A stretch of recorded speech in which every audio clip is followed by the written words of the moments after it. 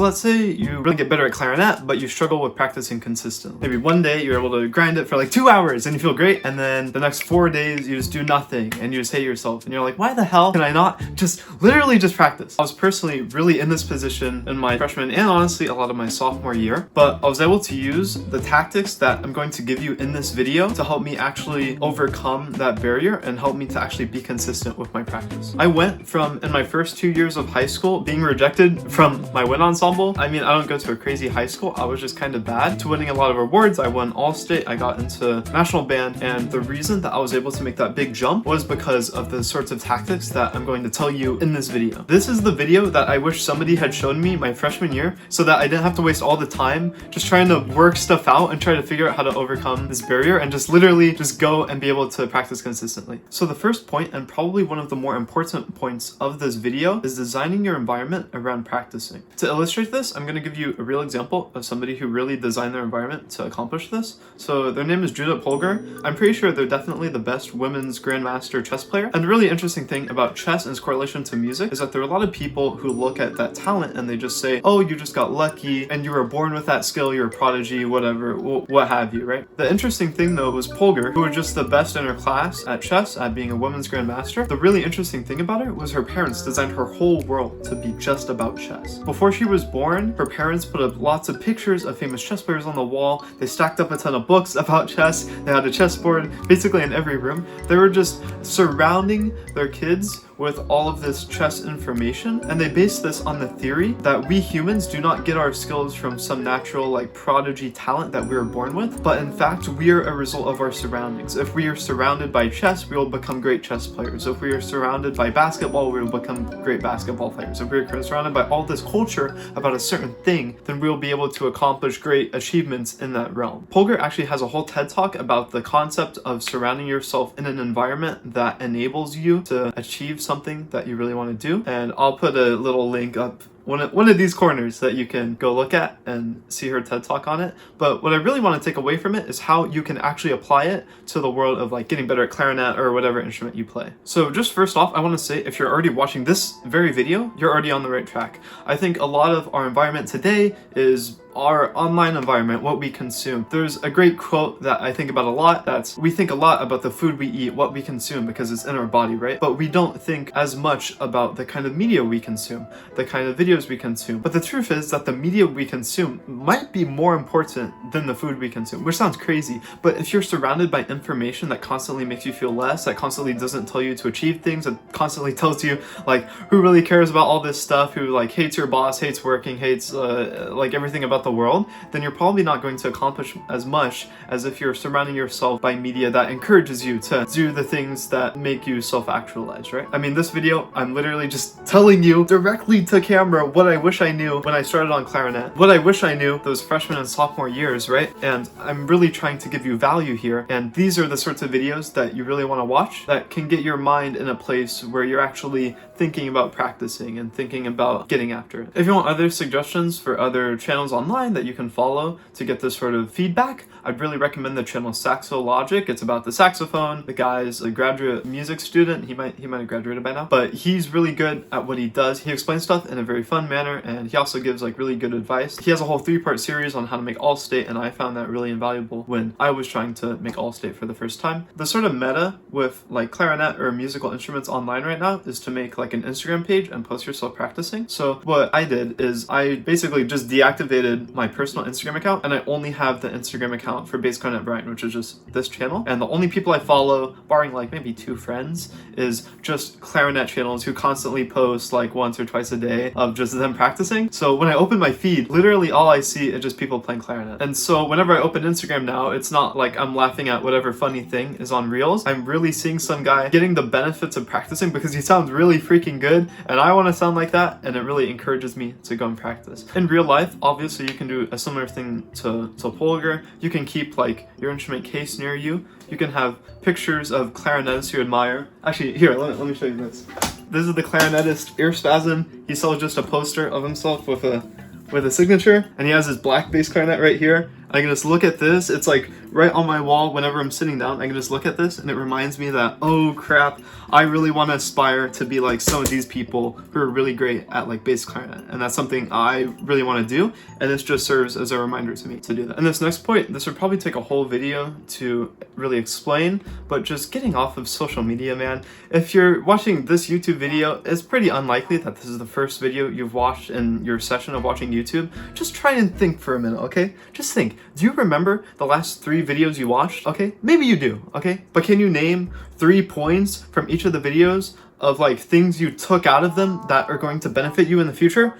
Like, no way, right? Like, you have no way of doing that. So honestly, if you're able to just restrict how much you're just on social media and replace it with just literally practicing. That's all you have to do. It's simple. It's pragmatic. Everybody tells you to do it. There's no like secret sauce. You're not gonna have some magical protein shake that's gonna increase your motivation to practice by like 500% or something. Back on the food analogy of taking media in, sort of like the food you eat, sort of like the content you consume, you should think of those sort of like really fast dopamine, like 60-second videos with like guys like doing some crazy stuff that's just like controversial. That stuff is like that's like the donuts. That's like the pizza that you eat, right? But if you really want to get that good stuff out of social media, because there's a lot of good stuff here. There's videos like these. I mean, I watch a lot of these sorts of videos where they're just like direct to camera telling you like what they've learned from their experience in life. And a lot of these videos are really useful, right? So there's obviously some use to YouTube, but you can sort of see between good use and bad use. If you're just on YouTube Shorts all day, that's probably not good use. But if you're watching videos like this where you can really take stuff out of it, like I really honed in so far this video on making your environment around what you want to do, right? So probably tomorrow, if somebody asked you about this video, I brought it home so hard that you're probably able to remember that point, right? So now that your environment is set up in a place where you can win, the second thing that you should do is really set small goals. So one of the biggest issues I had early on, especially even last summer, was I had a goal to practice 4 hours every day during summer. I actually have some live streams up on this channel where I was just sitting there practicing for like 4 hours straight. I had like 10-minute breaks every once in a while, but I was literally just sitting in my room for 4 hours playing the clarinet, and I was really focused on how much time I put in. But that's really not sustainable, because if you wake up and you're like, oh, I have to practice for 4 hours today, that goal is like climbing Mount Everest every day. Like maybe on the first few days you have the motivation to do it, but after enough time, you're not gonna want to do it anymore. It's gonna seem too daunting, right? So what I'd really recommend you do is setting really stupidly small goals, okay?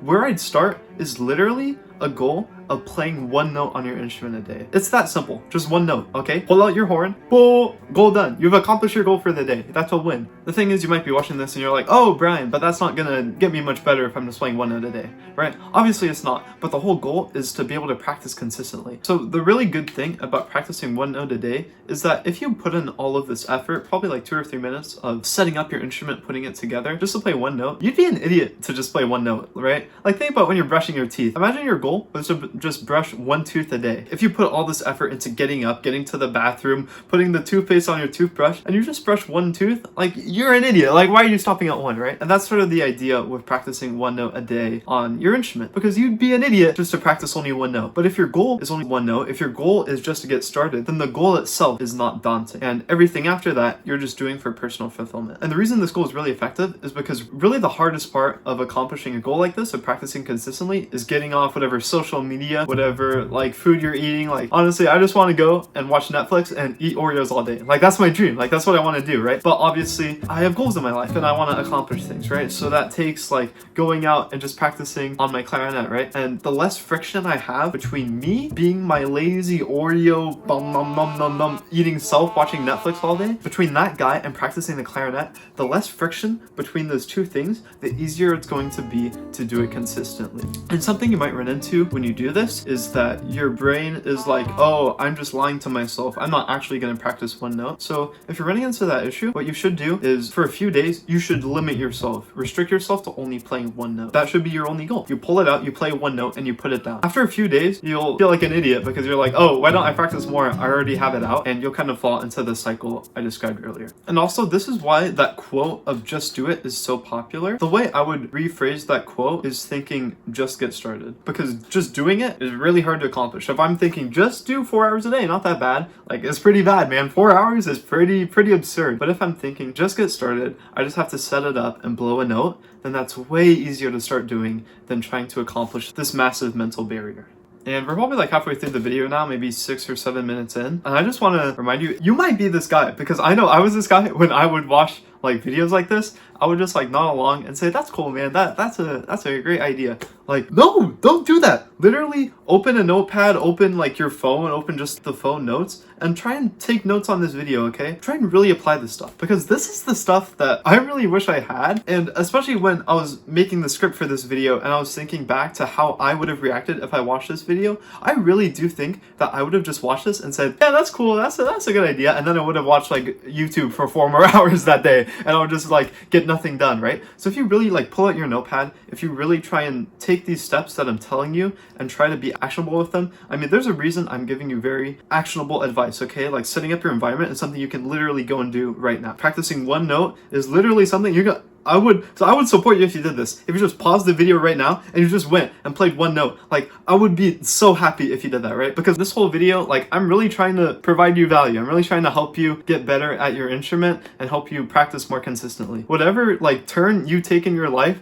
to go and pursue that thing, that's a win in my book, okay? So for the next point, I want to tell you a little story. There's a famous clarinet teacher who was like the best around. He like taught at university. He had like a ton of students, made a ton of money, and he was just living it up, right? And he would always tell his students, he would say, he was a really old guy. He was like, oh, my son, how much you should practice? You should practice 4 to 6 hours every day. It's like 4 to 6 hours, dude. I mean, I was killing myself when I was playing 4 hours a day. Like 4 to 6, like that's the bare minimum. That's crazy, right? And all of his students would always go and try and practice as much as they can. They would stay up late nights. They would do all this crap. And then one day a student asked him, he's like, teacher, how much do you practice? Because I'm really struggling. And the teacher says, oh, I only practice like 1 or 2 hours a day.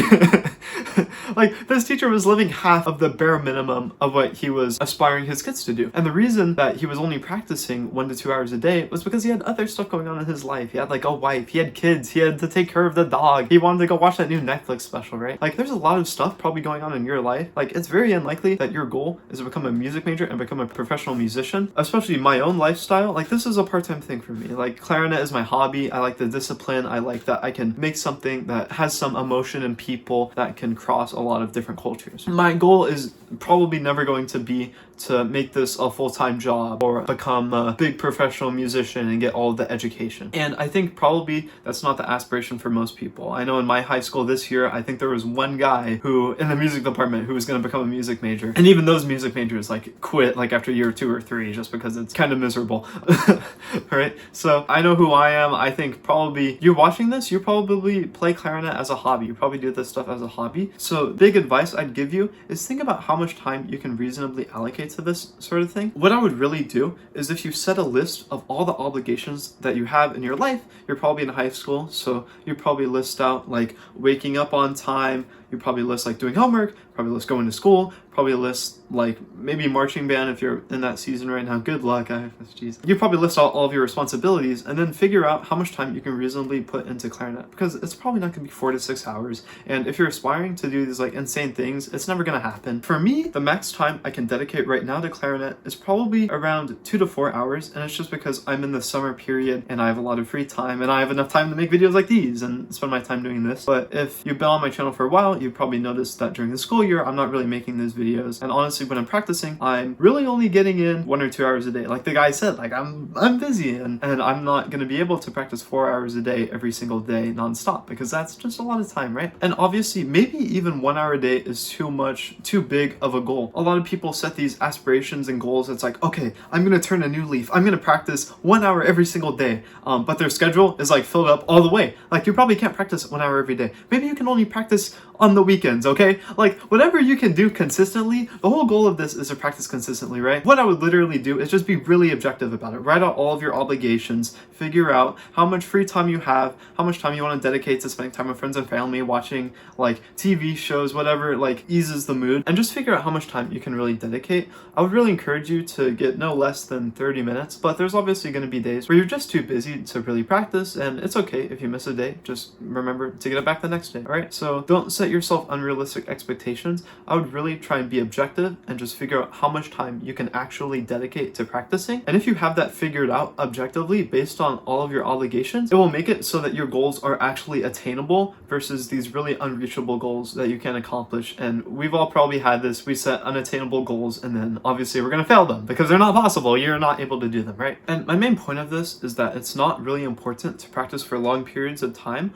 All that matters is that you get in a lot of repetitions of practicing consistently. How I like to think about this is every time that I do a repetition in a day, that is +1 momentum. And every time that I go a day without practicing, that's -1 momentum. The whole idea of momentum is making it easier to practice consistently. Even though momentum goes like this, it's very linear. Each day is +1 or maybe +2 if you practice for 2 sessions in a day. The thing about it is that practicing how easy it is at the beginning, it's really hard. I've been thinking about this like a graph, okay? At the beginning, it's very hard, okay? I'm still like day 7, I'm like, okay, this is really hard. But after like day 60, it's easy, okay? Because I've literally been practicing the last 60 days. Why am I gonna end it right now? I have this massive momentum streak, right? And the really cool thing I like about the momentum graph is that it acknowledges that sometimes you can take a dip. And some people do this, maybe they stick to a habit for 7 days and then one day they take a dip. Okay? And a lot of people, when they experience that, it happens a lot with weight loss. I've experienced this too, where I am like, okay, I'm 2 weeks into this really good weight loss thing, but oh crap, I just had a donut. I just like failed at my goal, right? But the thing is, if I fail at my goal, it's not like I'm back to 0 momentum. I've only lost 1 momentum. If I'm at 14 days, then I have 14 momentum.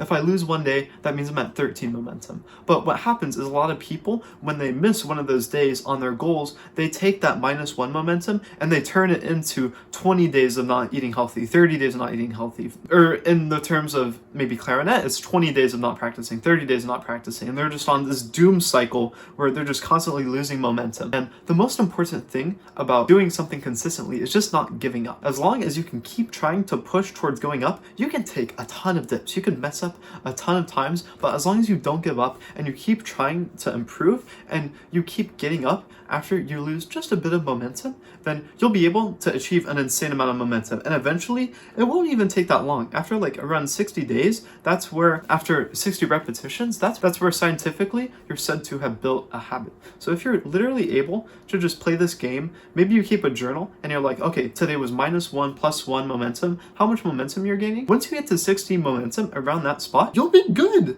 You'll be able to practice consistently. I personally experienced this where I just got to literally 40, 50 days and I had a streak going on practicing clarinet and it was just really easy. Like every day I had it set to a schedule at this time, this place, I'm gonna practice. And it was really easy once I got to day 40 or 50. It's just those first few days, and obviously I missed a few days. I lost some momentum. But the great thing about momentum is it's not all lost as soon as you lose 1 day.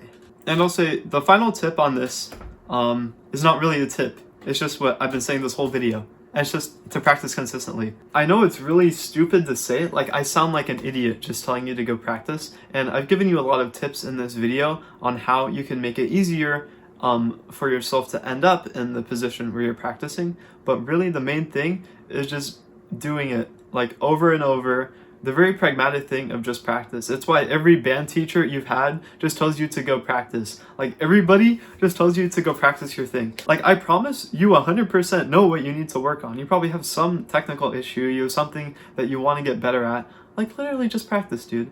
Like all you need is to just go practice. I'm just trying to be blunt with you, okay? I'm not trying to sell you anything. Like I really just want you to win. Like I want you to be like, if me in my freshman year just locked the hell in and watched this video and actually took it, like this is what I want him to go and do. I talked about in the beginning of this video, I said how I went from rejected from Wind Ensemble to making All-State, making Nationals. The only thing I changed was I started practicing consistently. There was really no secret. It's not like I found the secret code of how to make All-State and then I followed it to a T and then I became Wizard Master or something. Like I literally just practice consistently. And obviously there's a lot of things people can do. They're like, oh, you need more motivation or whatever. And I've really tried to give you the advice that I would give myself if I wanted to have myself practice more. So I really encourage you watching, okay? I'm pointing at you. I really want you to just make this your last video of the day, okay? Like after this video ends, click off YouTube and go look at your case. Maybe it's in your room right now, okay? Look at it and point at it and say, I'm gonna go practice, okay? Say it with me. 3, 2, 1. I'm gonna go practice, okay? Get after it.